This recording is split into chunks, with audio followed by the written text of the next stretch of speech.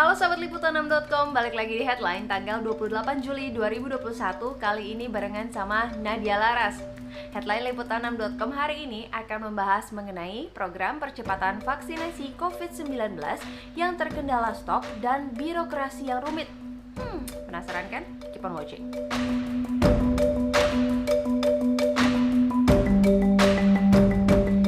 Kita ketahui bersama, program vaksinasi COVID-19 secara massal menjadi upaya pemerintah untuk menekan laju penyebaran COVID-19.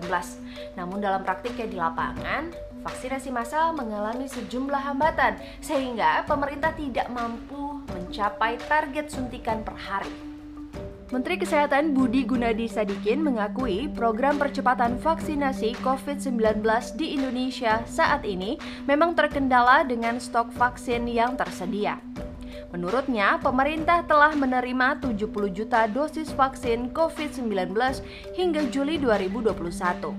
Setidaknya, sebanyak 63 juta dosis vaksin telah disuntikan ke masyarakat. Mulanya, pemerintah menargetkan 1 juta suntikan vaksin COVID-19 per harinya.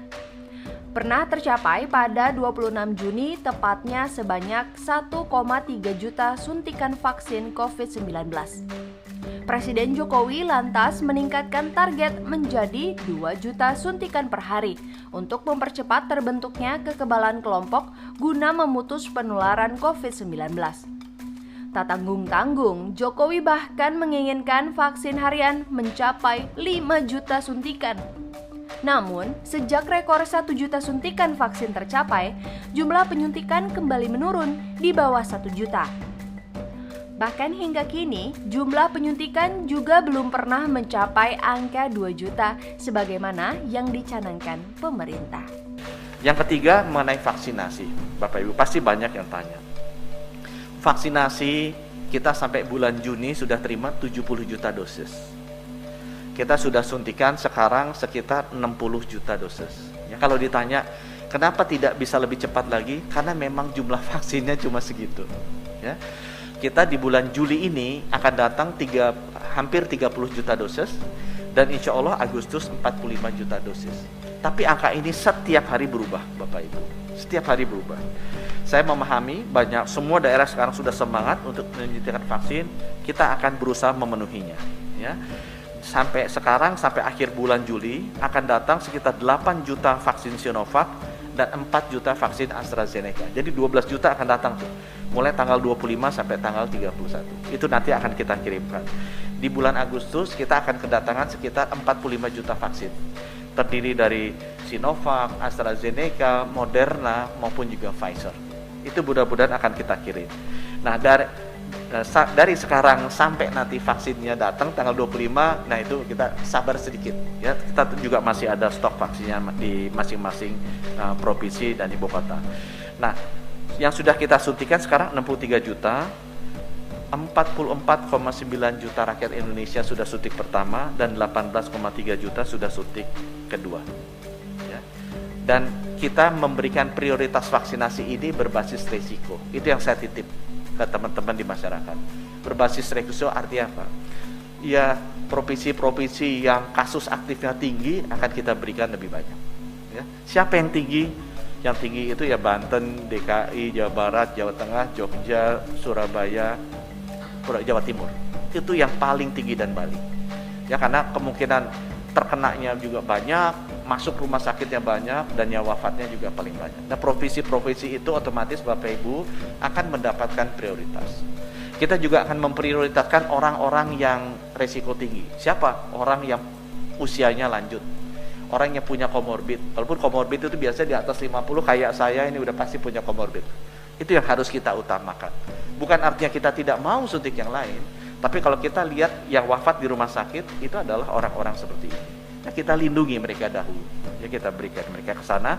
Mudah-mudahan itu bisa menjelaskan juga ke teman-teman kenapa pembagian vaksinasi seperti itu. Vaksin yang sudah sampai di Kementerian Kesehatan sekarang ada 85 juta dosis per kemarin.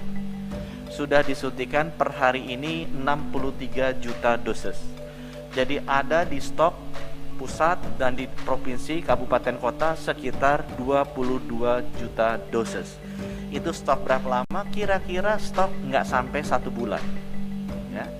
Kalau saya merasa stok itu sebenarnya sudah stretch karena produksi vaksinnya kita tuh 1,5 bulan.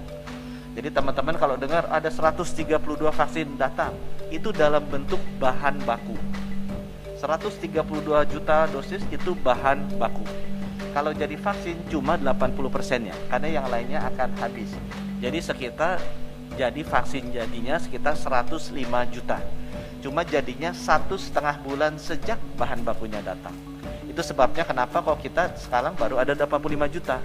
Karena sisanya 20 juta masih dalam proses di pabrik, sedang dibikin, sedang di quality assurance, kemudian nanti disertifikasi, baru kita dapat bertahap setiap minggu ya. Tak hanya kekurangan stok, proses vaksinasi di lapangan juga terkendala masalah birokrasi. Melalui media sosial Twitter, sejumlah warga mengaku sulit mendapatkan vaksin karena persoalan birokrasi. Seorang warganet bercerita soal kerabatnya yang gagal mengikuti vaksinasi karena kartu tanda penduduk barunya hilang dan hanya memiliki KTP yang lama. Ironisnya, tak lama setelah gagal mendapat vaksin, kerabat warganet itu disebut terpapar COVID-19, lalu kemudian meninggal dunia. Warganet lain bercerita, ia dan keluarganya sudah menjalani proses screening dan dinyatakan dapat menerima vaksin.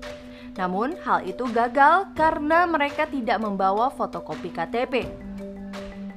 Menyikapi hal ini, anggota Komisi 9 DPR, Neti Prasetyani mengatakan warga yang ingin mendapatkan vaksin hendaknya tidak dipersulit oleh persoalan-persoalan birokratis.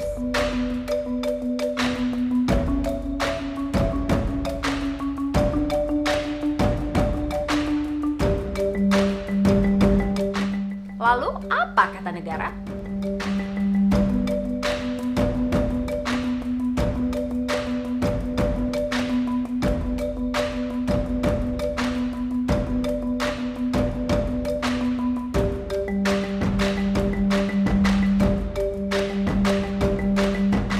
Sekian headline liputan6.com hari ini. Nadia Laras pamit. Stay safe and stay healthy. Bye-bye.